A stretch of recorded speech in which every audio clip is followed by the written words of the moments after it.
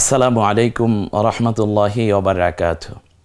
আলহামদুলিল্লাহ ওয়াসসালাতু ওয়াসসালামু আলা রাসূলিল্লাহ সাল্লাল্লাহু আলাইহি ওয়াসাল্লাম ওয়া আলা আলিহি ওয়া আসহাবিহি আজমাইন ওয়াল্লাযীনা ইত্তাবা'আহুম বিইহসানিন ইলা ইয়াউমিদ্দিন। প্যানভিশন টিভির অনন্য আয়োজন তিলাওয়াত শেখার সহজ উপায় অনুষ্ঠান থেকে সকলকে আন্তরিক মোবারকবাদ জানাচ্ছি, প্রীতি ও শুভেচ্ছা সকলের প্রতি। বাংলা ভাষাভাষী বাংলাদেশ এবং বিশ্বময় যারা এই অনুষ্ঠান দেখছেন, উপভোগ করছেন, আল্লাহ রব্বুল আলামিন সকলকে সুস্থতার সাথে কোরআন তিলাওয়াতে যেন শামিল থাকার তৌফিক দেন, সে কামনা করি। আজকের তিলাওয়াত শেখার সহজ উপায় অনুষ্ঠানে আপনাদেরকে সরাসরি আল্লাহর কোরআনের কাছে নিয়ে যাব। তিনটি কথা আমার সম্মানিত দর্শক ভাই বোনদের উদ্দেশ্যে আমি প্রথমেই নসিহাত করে রাখতে চাই। এক নম্বর হচ্ছে, আমি যেভাবে পড়াই আপনি তার চেয়ে বেশি পড়তে চেষ্টা করবেন না প্রাথমিকভাবে, তাহলে আপনার বুঝের ক্ষেত্রে ঘাটতি থেকে যাবে। এক। দ্বিতীয় হচ্ছে, তাড়াহুড়ো করবেন না। তার কারণ হচ্ছে, আপনি যদি একটি জবর শিখেন তাহলে গোটা কোরআনে যত জবর আছে আপনি যেন সবটাই শিখে ফেললেন। একটা জেরের ব্যবহার যদি আপনি বুঝতে পারেন তাহলে যত জের আছে সব তো একই কাজ করে। জেরে তানভিনের কাজ একবার বুঝলেই তো হয়ে গেল। একটা জজমের কাজ যদি আপনি বুঝেন তাহলে গোটা কোরআনে যত জজম আছে একই রকম কাজ করে। একটা তাসদিদ যদি আপনি বুঝেন তাহলে গোটা কোরআনে হাজার হাজার তাসদিদ আছে, সব তাসদিদের ব্যবহারই আপনি বুঝে ফেলতে পারবেন। অতএব আমি যখন তিলাওয়াতে যাব তখন আপনারা ঠান্ডা মাথায় বুঝে নেবেন যে ওস্তাদজি কীভাবে বিষয়টাকে আমাদের সামনে উপস্থাপন করছেন। আর মাত, গুন্না ইত্যাদি বিষয় আপনি একসাথে বুঝবেন না, আমি একটু একটু করে বোঝাবো, কিন্তু আমার প্ল্যান আছে আপনাদেরকে আমি কিভাবে একটি সুন্দর তিলাওয়াতের জায়গায় নিয়ে যেতে পারি। আর তৃতীয় হচ্ছে, আপনার হাতেই মোবাইল, ওস্তাদজিকে আপনি অলওয়েজ পাচ্ছেন, ডাউনলোড করে রাখতে পারেন, অথবা প্যানভিশন টিভি সাবস্ক্রাইব করে আপনি নিয়মিত প্রোগ্রামগুলো পাবেন। আমরা আপনাদেরকে অল্প অল্প করে কোরআন বোঝাবো।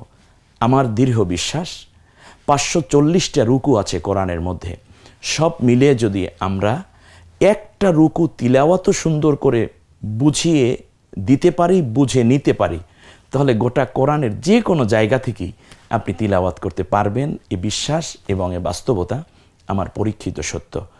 আসুন আমরা সরাসরি চলে যাচ্ছি আজকে তিলাওয়াতে। সর্বপ্রথম ইতিমধ্যে বলতে বলতেই স্ক্রিনে একটা সূরার চমৎকার স্নাপ চলে এসেছে আমাদের সামনে। আমরা দেখতে পাচ্ছি এটা সূরা ফাতিহা, কোরআনুল কারীমের সর্বপ্রথম সূরা এবং রাসূল সাল্লাল্লাহু আলাইহি ওয়াসাল্লামের উপরে অবতীর্ণ প্রথম পূর্ণ সূরা। আর ইকরা বিসমি রব্বিকাল্লাযী খলাক সূরা আলাকের প্রথম 5 আয়াত নাজিল হয়েছিল, কিন্তু পূর্ণাঙ্গ সূরা হিসেবে সূরা ফাতিহাটাই প্রথম আসছে। এটাকে আল্লাহ রাসূল সাল্লাল্লাহু আলাইহি ওয়াসাল্লাম এই সূরাকে বলেছেন সূরাতুশ শিফা, রোগ মুক্তির সূরা, বলেছেন উম্মুল কোরআন, কোরআনের মূল, কোরআনের মা হিসেবে এটাকে বলা হয়েছে। সূরাতুদ দোয়া বলা হয়েছে। আল্লাহ রাসূল সাল্লাল্লাহু আলাইহি ওয়াসাল্লাম বলেছেন যে সূরা ফাতিহা বুঝলো সে গোটা কোরআন বুঝে ফেললো। সুবহানাল্লাহি ওয়া বিহামদিহি। সম্মানিত ভাই বোন, কথা বলতে বলতে স্ক্রিনে সূরা ফাতিহার প্রথম 4 আয়াত চলে এসেছে, স্পষ্ট দেখতে পাচ্ছেন। আর মজার ব্যাপারটা খেয়াল করেছেন ইতিমধ্যেই, এখানে এই 4 আয়াতের মধ্যে কোনো নুক্তা আছে যে অক্ষরগুলোতে, সেখানে নুক্তা নাই। এর অর্থ হচ্ছে আপনাদেরকে নিয়ে আমি এখন নুক্তা দিব। আর এই কথাগুলো আপনি অন্যকেও পৌঁছে দিতে পারেন, আপনি পারেন অন্যকেও কোরআনের এই শিক্ষার আয়োজনে শামিল করাতে। সম্মানিত ভাই বোন, আপনার ঘর, আপনার ডাইনিং টেবিল কিংবা আপনার ড্রয়িং রুম, আপনার রিডিং রুম, আপনার বেডরুমও হতে পারে কোরআন শিক্ষার একটি জায়গা। মোবাইলের মধ্যে যখন ইচ্ছা তখন আপনি এই অনুষ্ঠানটি উপভোগ করতে পারেন এবং নিজের সুবিধা মতো অফিসে, গাড়িতে আপনি নিয়মিত তিলাওয়াতের এই চমৎকার বিষয়গুলোকে উপভোগের মাধ্যমে, শিক্ষার মাধ্যমে আপনি কোরআনকে তিলাওয়াতের সৌভাগ্যময় জায়গায় পৌঁছে দিতে পারেন। আসুন প্রথমে আমরা দেখতেছি যে হরফগুলো এসছে, যুক্ত এবং মুক্ত হরফ আছে মাঝে মাঝে। আমরা দ্বিতীয়বারে চলে যাচ্ছি, এটার পরবর্তীতে যে বিষয়টা আছে, আমরা এখন এটাকে নুক্তা দিয়ে চমৎকার করে সাজাবো। দেখুন, প্রথমে আলিফ আছে, লাম আছে, হা আছে, মিম আছে, তারপরে দাল আছে, এরপরে লাম লাম হা, তারপর র, তারপর বা বানাবো। কি করলে যেন বা হবে মনে আনুন, নিচে একটা নুক্তা দিতে হবে, তারপরে আলিফ, তারপর লাম, তারপর আইন, তারপর লাম, তারপর মিম। মিমের পরে যে ছোট্ট স্পেসটুকু আছে এখানে আমরা ইয়া বানাবো। ইয়া বানাতে হবে। কয় নুক্তা দিলে ইয়া হবে? নিচে 2 নুক্তা দিলে ইয়া হবে, অবশ্যই আপনাদের মনে আছে। তারপরের আকৃতিকে আমরা নুন বানাবো, উপরে 1 নুক্তা দিতে হবে। এরপরে এ লাইনের মধ্যে দ্বিতীয় লাইনে আমরা দেখতে পাচ্ছি এখানে আলিফ লাম র হা মিম, এটাকে নুন বানাতে হবে, ঠিক আগের মতোই একটা নুক্তা দিতে হবে। এরপরে আলিফ লাম র হা, তারপর আবার এখানে ইয়া বানাতে হবে। ইয়া বানিয়ে ফেলুন, নিচে 2 নুক্তা। এরপরে মিম, এরপর মিম লাম কাফ, এরপরে হলো এই জায়গাটুকুতে আমরা ইয়া বানাবো, নিচে 2 নুক্তা, তারপর ওয়াও, তারপর মিম, তারপর আলিফ, তারপর লাম দাল, তারপর ইয়া বানাবো, এই আকৃতিকে নুন বানাবো। ব্যাস, নিচে 2 নুক্তা, নুনের উপরে 1 নুক্তা। এখন হরফ সম্বন্ধে আপনার এই পর্যন্ত ধারণা হলো। এবারে আপনাদেরকে নিয়ে আমরা হরকত দেব। এই ফাঁকে আমরা যদি একটু এককগুলো মনে করি, তারপরে এখানে তাহলে একক আছে ওই যে আরবি উচ্চারণে বাংলায় লিখতে গিয়ে যে অক্ষরটা পড়ে সেইটা হলো ওই অক্ষরের একক, যেটা আপনারা ইতিমধ্যে বারবার শুনেছেন। আমরা এককটা জেনে নিই। এ হলো অ, তারপর ল, তারপর হ, তারপর ম, তারপর দ, অর্থাৎ আলিফের একক অ, লামের একক ল, হায়ের একক হ, মিমের একক ম, দালের একক দ। এমনি করে এককগুলো একবার আমরা দেখে নিই। মাশাআল্লাহ, চমৎকার। অবশ্যই আপনাদের এইগুলো মনে আছে। আপনি যদি চান তাহলে একটা স্ক্রিনশট নিয়ে নিতে পারেন আপনার মোবাইলে, ল্যাপটপ কিংবা কম্পিউটারে। এরপরে আপনি এককগুলো মিলিয়ে নিতে পারেন। কোরআন শেখার সহজ উপায় যে বইটি আছে সেখানে তো অবশ্যই এই বিষয়গুলো দেয়া আছে, আপনারা চাইলে বই সংগ্রহ করতে পারেন। স্ক্রিনে নাম্বার দেয়া আছে, ফোন করে আপনাদের কাছে বই পৌঁছানোর ব্যবস্থা করা হবে ইনশাআল্লাহ। তো আমরা আবার চলে যাচ্ছি। তারপরে লাম লাম হা, তারপরে এটা ল ল হ বলবো আমরা, তারপর র, তারপর ব, তারপর অ, তারপর ল, তারপর অ মানে অন্ত্যেষ্টিয় অর্থাৎ আইন গলায় চাপ দিয়ে, তারপর ল, তারপর ম, তারপর ই, তারপর ন, অর্থাৎ এককগুলো আমি বললাম। ব্যাস, এবারে আমরা চলে আসি হরকত দেওয়ার জায়গায়। এখন এ হলো অ, অটাকে আ বানাতে হবে। আমরা কি করি একটু চিন্তা করুন। স্বর অকে আ বানাতে আপনি কি করেন? সামনে একটা আকার দেন। আকার মানে আরবি আকার হচ্ছে জবর। অকে আকার দিয়ে জবর, দেখুন এই যে চমৎকার করে বানিয়ে দেয়া হয়েছে। আলিফের একক স্বর অ, সেখানে জবর দিয়ে হয়ে গেছে আ। আর পরে হরফের নাম হচ্ছে ল, লামের একক ল। লটাকে আমরা শুধুই ল রেখে দিব।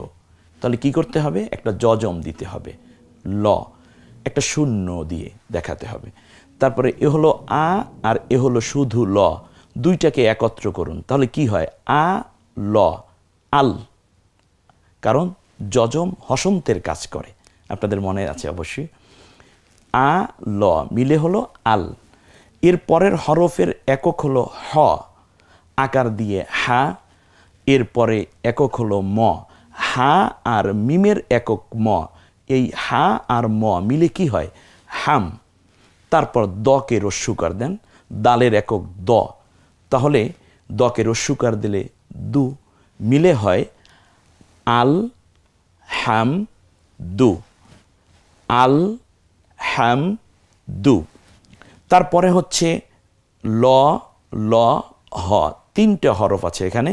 প্রথম লকে রস্যিকার দেওয়ার পরে ল থেকে এই লয়ের দিকে যজমের মতো একবার যাবেন। যজমের পরে যে হরকত আছে সেটা বলতে হবে, যেটা কোরআন শেখার সহজ উপায় অনুষ্ঠানে তাজদিদ শিক্ষার ক্লাসে আমি বলেছি, অবশ্যই আপনাদের মনে আছে। তা লিল, লি আর ল মিলে হবে লিল। এরপরে খাড়া জবর আছে একটা, লা, লিল লা, হকে রস্যিকার, এই হটা গলায় ছেড়ে দিয়ে হকে রস্বীকার দিলে হি, লিল্লাহি, আলহামদুলিল্লাহি। এরপরে একবার আমরা রব পড়ব, রয়ের উপর জবর দিলে আকার না হয়ে রই থাকে, র। তারপরে শুধু ব বলবে একবার, রব। তারপরে আবার বয়ের ভেতরে জের আছে নিচে, বি, রব বি, রব বি। বির পরে আলিফ আছে, তারপর ল আছে। আলিফে কিছু নাই, আমারও কোনো চিন্তা নেই।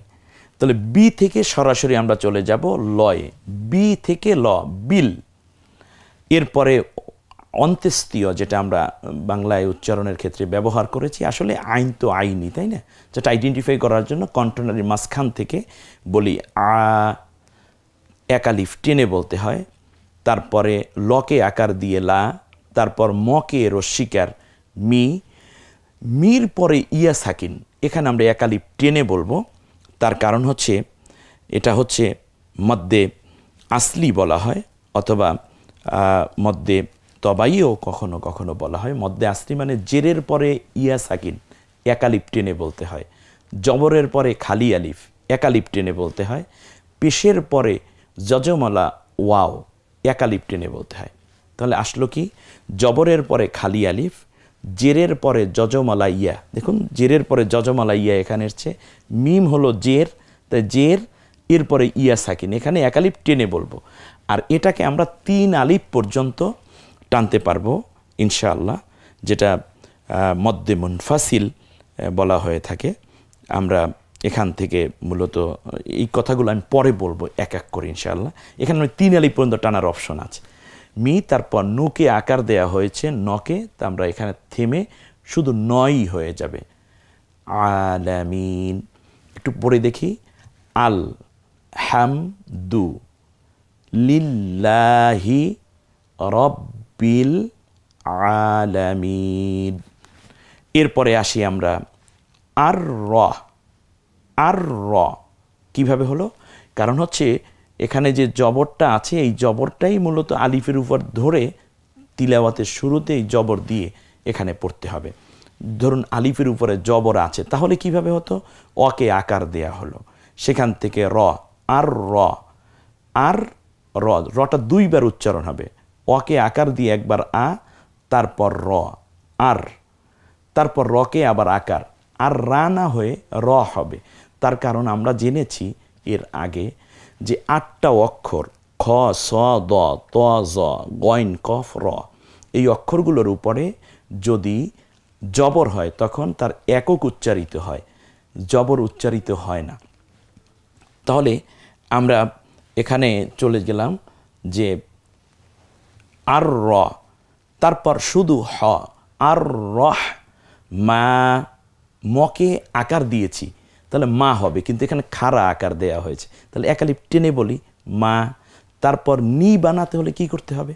নিচে একটা জবর দিতে হবে, আর রহমানি, আর রাহিম, মা নির রাহিম। তারপর মা, মকে আকার দিলাম মা, তারপর লকে রস্বীকার লি, ককে রস্বীকার কি, মালিকি। ইয়া ওয়াও, ইয়াও, ইয়ার উপর জবর দিলে ইয়া, তারপর ওয়াও, ইয়াও, মকে রস্বীকার মি, মি থেকে আলিফ লামে কিছু নাই, আমারও কোনো চিন্তা নাই। মি থেকে দয়ের কাজ চলে যায়, তাহলে মিদ, তারপর দকে আবার জের, দি, মিদ দি, জেরের পরে ইয়া সাকিন, এক আলিফ টানুন, এরপর নুন বলুন, মালিকি ইয়াউমিদ্দিন। আমরা এ পর্যন্তই আজকে ক্লাসে রাখব। তাহলে আমরা একেবারে ভেঙে ভেঙে একটু দেখিয়ে দেই। যেমন একটু ধরুন, এ হচ্ছে আল, এরপর হলো হ্যাম, তারপর দু, আল হ্যাম দু, লিল্লাহি, রব বিল, রব বি, বির পরে আবার ল, বিল, রব বিল, আ, আ, একালিপ টানি, আ, লা, মিন, আর রহমানির রহিম। মাঝে মাঝে আপনারা দেখবেন কিছু হরফ এরকম যা লেখা এরছে, জের, জবর, পেশ, জজম, তাসদিদ কিচ্ছু নাই, সেক্ষেত্রে হলো এই অক্ষরে কিছু নাই, আমারও কোনো চিন্তা নেই। যেমন এখানে আর রহমানির পরে আলিফ আছে, লাম আছে, কোনো হরকত নাই, আমারও কোনো চিন্তা নেই। এরপরে হলো মালিকি,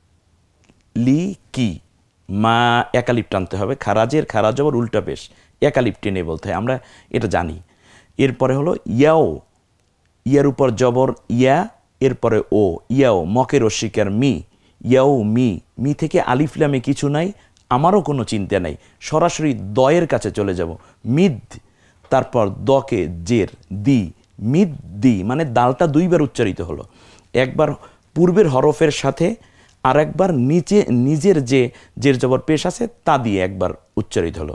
মিদ দি, জেরের পরে ইয়া সাকিন একালিপ টেনে বলে আমরা নটাকে সাকিন করে দেব। মিদ্দিন, মালিকি ইয়াউমিদ্দিন। আমরা এরপরই চলে যাব যে এখানে আপনারা দেখতে পাচ্ছেন যে প্রথম দিকে যে এগুলো আছে কিছু কালার করা আছে। কেন কালার করা হলো? যেমন আল হামদু, হাটাকে কালার করা হয়েছে এজন্য যেহেতু এটা কণ্ঠনালীতে চাপ দিয়ে উচ্চারণ করতে হয়। র এর নিচে এর ফাঁকে লিল্লাহি, এই হাটাকে কেন কালার করা হলো? কারণ এটা কণ্ঠনালীতে ছেড়ে দিয়ে। এইগুলো আপনাদের মনে আসবে আস্তে আস্তে ইনশাল্লাহ। এরপরে রব্বি, রব, রকে জবর দেওয়ার পরেও আকার উচ্চারিত হবে না, আইনটে গলায় চাপ দিয়ে একালিপ টান, মি এর মধ্যে একালিপ টান। আর রহ, হাটা গলায় চাপ দিয়ে মকে খাড়া আকার দেয়া আছে অর্থাৎ জবর, একালিপ টেনে বলতে হবে। এই আলিফ লামে কিচ্ছু নাই, আমারও কোনো চিন্তা নাই। হেইম, এখানে 3 আলিফ পর্যন্ত টানার অপশন আছে। মালিকি ইয়াউমিদ্দিন, ইয়াউমির পরে যে আলিফ লাম আছে এখানে চিহ্নিত করা হয়েছে এজন্য যেহেতু এটায় কিছু নাই, মানে আমারও কোনো চিন্তা নেই। তারপরে দিন, এখানে একালিপ টেনে বলতে হয়। তো এ পর্যন্ত যা আমরা শুনলাম একটু সুন্দর কণ্ঠে তিলাওয়াতটা শুনে নিই। বিসমিল্লাহির রহমানির রহিম।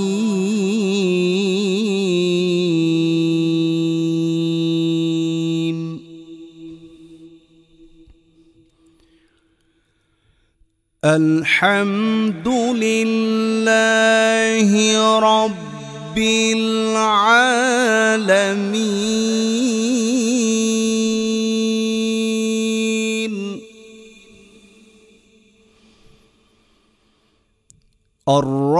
আর-রহমানির রহিম, মালিকি ইয়াউমিদ্দিন।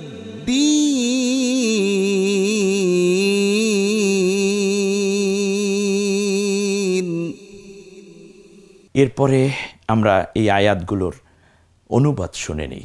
পরম করুণাময় অসীম দয়ালু আল্লাহর নামে শুরু করছি। প্রশংসা একমাত্র আল্লাহর জন্য, যিনি নিখিল বিশ্বজাহানের রব, যিনি পরম দয়ালু ও করুণাময়, প্রতিদান দিবসের মালিক। আর এই সূরাটা মূলত এর মধ্যে কিছু শিক্ষা আছে, স্ক্রিন ইতিমধ্যে ভেসে এসেছে, আপনারা দেখতে পাচ্ছেন। সম্মানিত দর্শক, সূরা ফাতিহার প্রথম 3 আয়াত মূলত আজকে আমরা তিলাওয়াত করলাম। বারবার বোঝার চেষ্টা করুন, আর বইয়ের সহযোগিতাটা মাঝে মাঝে নিতে হবে হয়তো, কিন্তু টেনশন করার কোনো কারণ নেই। তার কারণ আমরা এই ক্লাসগুলোকে কন্টিনিউ করতে চাই। আপনাদের সহযোগিতা, আপনাদের ভালোবাসা এবং আপনাদের অংশগ্রহণ এ কোরআনের ক্লাসকে নিঃসন্দেহে সমৃদ্ধ করবে। আপনার জীবন হবে কোরআনের আলোয় উদ্ভাসিত। ওই স্লোগান আবারও, থাকুন কোরআনের সাথে, চলুন নাজাতের পথে। দেখা হবে পরবর্তী ক্লাসে ইনশাআল্লাহ। আল্লাহ হাফিজ। আসসালামু আলাইকুম ওয়া রাহমাতুল্লাহ।